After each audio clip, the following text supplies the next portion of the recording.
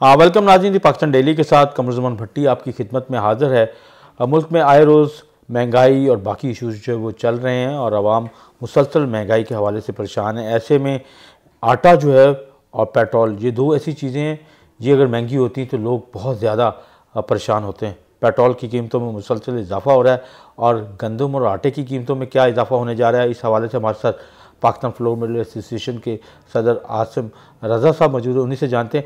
आसिम साहब, बहुत शुक्रिया वक्त देने का। अब पेट्रोल मुसलसल बढ़ रहा है, बिजली की कीमतों में भी इजाफा हो रहा है, तो क्या ऐसे में आटे की कीमत में भी कोई इजाफे की खतरात है आवाम के लिए? डेफिनेटली कमर भाई, जो करंट सिनेरियो है इसमें हमारे जो ग्राइंडिंग चार्जेस हैं वो अप्रैल में सेटल हुए थे जब पिछला रमज़ान था। अब पिछले रमज़ान में जो किए गए सेटल रेट्स हैं उसमें बिजली का 100 किलो के ऊपर 110 रुपये और इसी तरह ट्रांसपोर्टेशन की मद के अंदर 50 से 60 रुपये लिया गया था।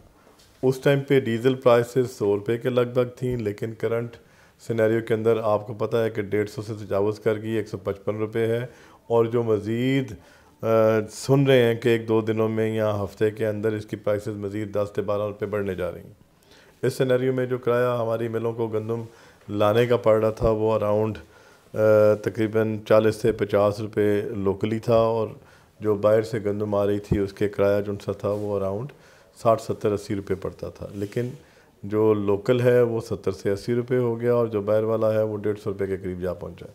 तो जब ये सूरत हाल होगी और जो खाली बैग था चूँकि पेट्रोलियम के साथ लिंक्ड है, पॉलीप्रोपिलीन, तो उसकी प्राइसेस जो 9 रुपये वाला थैला था वो भी 20 रुपये का हमें मिल रहा है। तो अब इन तमाम चीज़ों को अगर आप देखें तो जो आज के दिन कैलकुलेशन बनती है नए इजाफे के बगैर, तो वो 50 रुपये थैला ग्राइंडिंग चार्जेस में इजाफा आता है। ग्राइंडिंग चार्जेस हम इसलिए गिनते हैं कि उसके अंदर ही ट्रांसपोर्टेशन, उसी के अंदर पैकिंग मटेरियल, उसी के अंदर बिजली का बिल, ये सारी चीज़ें इनकॉर्पोरेट होती हैं। तो ये इजाफा जो सा है वो आज के दिन तक 50 रुपये का अप्रैल ऑनवर्ड्स हो चुका है, जो नागुज़ीर है इस टाइम पे इजाफा कि वो ना हुआ तो मिलें चलने के काबिल नहीं रहेंगी। यही वजह है कि हमने अगले हफ्ते अपनी एक मीटिंग कॉल की हुई एग्जीक्यूटिव की, उसमें हम अपना लाए अमल नया डिसीजन जो सा है वो करेंगे। अच्छा आसिम साहब, गंदम की नई फसल भी आने जा रही है और गवर्नमेंट ने कुछ इसमें इजाफा किया भी था, तो अब किसानों की तरफ से 2,500 रुपये मन की डिमांड चल रही है। अगर ऐसे में गंदम की प्राइस 2,500 रुपये मन चली जाती है तो फिर आप क्या देख रहे हैं कि एक थैला जो है 20 किलो का वो आवाम को इस वक्त किस पे मिल रहा है, और मई में या जो नए रेट्स आएंगे तो उस वक्त क्या आप देख रहे हैं? भाई बड़ा क्लियर सी बात है कि अगर ये इजाफा की जो डिमांड है वो बिफोर टाइम की जाती, जब सोइंग नहीं हुई थी, तो मेरा ख्याल है वो बड़ा बर वक्त टाइम था अनाउंसमेंट का रेट्स का। अब तो फसल काश्त हो चुकी है, जो खाद लगनी थी लग चुकी है। इस टाइम पे अगर काश्तकार ने प्रॉपर DIP और यूरिया दी है और क्रॉप साइज़ वही होगा जो इन चीज़ों के बाद मतलूबा रिक्वायर्ड होता है, दैन तो उन्हें देनी चाहिए।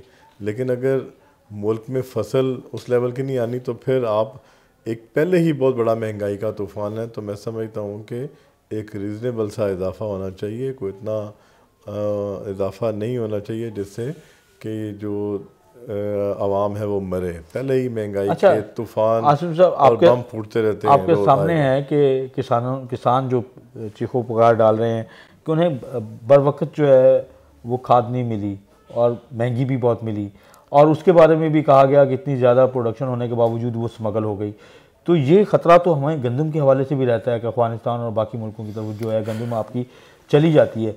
तो अगर मार्केट यहाँ पे रेट गवर्नमेंट की तरफ से इंक्रीज़ नहीं होगा तो गंदम वैसे ही स्मगल होगी, तो फिर कैसे हमारे फ्लोर मिल्स वाले जो हैं वो अपनी मिलें चला सकेंगे? किस तरीके से? फिर तो मार्केट, ओपन मार्केट में गंदम और महंगी चली जाएगी। क्यों भाई, खाली कहने से कि बाहर चली गई ये ऐसा कुछ नहीं है। आपके अपनी यहाँ पे ऐसे प्रेसिडेंट्स आज के दिन भी मौजूद हैं कि गाड़ी लाहौर के अंदर सुंदर के अंदर पर्चा आप दे देते हैं कि जनाब इसका मुंह तरफ अफ़गानिस्तान, लिहाजा पर्चा दे दिया। भाई अभी तो उसने लाहौर शहर गुजारत करना है, फिर गुजरांवाला डिवीज़न क्रॉस करना है, फिर पिंडी क्रॉस करके KPK दाखिल होना है और उसके बाद उसने अफ़गानिस्तान जाना है।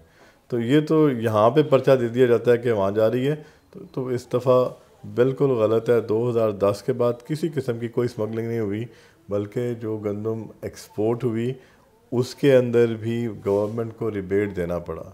इस टाइम भी जो अफ़गानिस्तान या वहाँ पे आ रहा है वो यूक्रेनियन वीट आ रही है, वो किसी किस्म का पाकिस्तानी आटे पे ना उनका इन्हिसार है ना हमारा माल जा रहा है वहाँ पे। तो इसलिए ये बिल्कुल गलत बात है कि कोई हमारा आटा या हमारी गंदम अफ़गानिस्तान चली जाती है। बिल्कुल कतन कोई ऐसी चीज़ नहीं है, यहीं रहती है, हमारी अपनी ज़रूरत के लिए पूरी नहीं है। हमने बाहर से पिछले साल भी इंपोर्ट की, उससे पिछले साल भी इंपोर्ट की और आने वाले साल में भी इंपोर्ट होगी, लिहाजा बाहर जाने वाला कोई नहीं। हाँ, हमारी हुकूमत से ज़रूर मुतालबा है, जो प्राइम मिनिस्टर साहब ने एग्री भी किया और रज़ाक दाऊद साहब ने भी कहा कि हम नोटिफाई करते हैं कि हमें गंदम मंगवा के उसको री एक्सपोर्ट करने की इजाज़त होनी चाहिए उसके प्रोडक्ट्स को, ताकि हम फॉरेन एक्सचेंज बढ़ा सकें, एम्प्लॉयमेंट हो सके, जो इस टाइम इंडस्ट्री लगी हुई है वो कारामद हो सके। अच्छा, आप क्या समझते हैं कि ऐसे हालात में जो गंदम की नई फसल आएगी और उसके बाद हमारे यहाँ आटे का पर थैला क्या प्राइस जो है वो फ्लोर मिल एसोसिएशन क्या डिसाइड करने जा रही है? देखिए, स्ट्रेट अवे एक तो 50 रुपये की ये ग्राइंडिंग का हाली इजाफा जो सा है ये इनकॉर्पोरेट होना है, और इसके साथ अगर गंदम की कीमतों में इजाफा किया जाता है जिस तरह प्रपोज़ किया जा रहा है पंजाब के लिए 2000 रुपया, तो 100 रुपया थैला वो इजाफा बनता है। 1800 में लास्ट ईयर परचेज़ की गई थी और इस दफ़ा 2000 में अगर ख़रीदी जाएगी तो स्ट्रेट अवे 100 रुपये का वो इजाफा होगा। इस तरह ये दोनों अगर 2000 से ऊपर ना जाए तो 150 रुपये का मज़ीद इजाफा आएगा। 1100 वाला आटा 1250 रुपये में मिलेगा आवाम को। तो 1100 वाला आटा जो है वो 1250 में मिलेगा और आने वाले दिनों में पेट्रोल की कीमतें मज़ीद इजाफा हुआ, जिस तरीके से यूक्रेन का एक क्राइसिस चल रहा है और पेट्रोल जो इस वक्त आलमी मंडी में $105 के करीब चला गया, तो $93 से ये $10-12 तो 2-4 दिनों में चला गया और ये इजाफा अगर किया तो फिर तो और पेट्रोल महंगा होगा, अभी 160 तक है। जी, अगर ऐसा हुआ तो फिर डेफिनेटली उसके अंदर मज़ीद मतलब किरायों में इजाफा होगा और उससे महंगाई मज़ीद बढ़ेगी। तो मैं समझता हूँ कि जब प्राइसेस डाउन गई थी तो उस टाइम पे जीएसटी हुकूमत ने बढ़ा दिया था डीज़ल और पेट्रोल पे, तो हुकूमत को चाहिए कि वो जीएसटी की जो शरह है उसको वापस इसके उस रेट पे ले जाया जाए जो इजाफी लगाया गया था।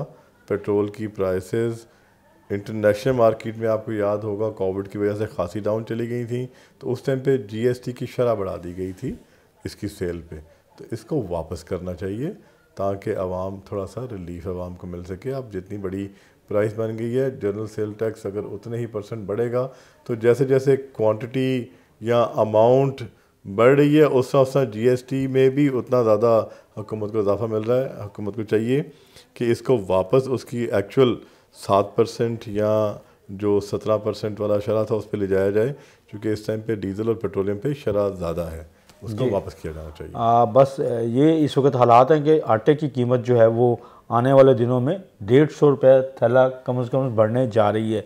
तो ये अगर इसी तरीके से होगा तो ये आवाम के लिए एक महंगाई का आप नया बम जो है उसको आप कह सकते हैं। लेकिन फ्लोर मिल एसोसिएशन के प्रेसिडेंट की हैसियत से, चेयरमैन की हैसियत से आसिम रज़ा साहब का कहना है कि इस हवाले से गवर्नमेंट अपने तौर पर इकदाम करे, ज़्यादा चीज़ें महंगी ना होने दे ताकि आम लोगों को सस्ती गंदम और सस्ता आटा मिल सके।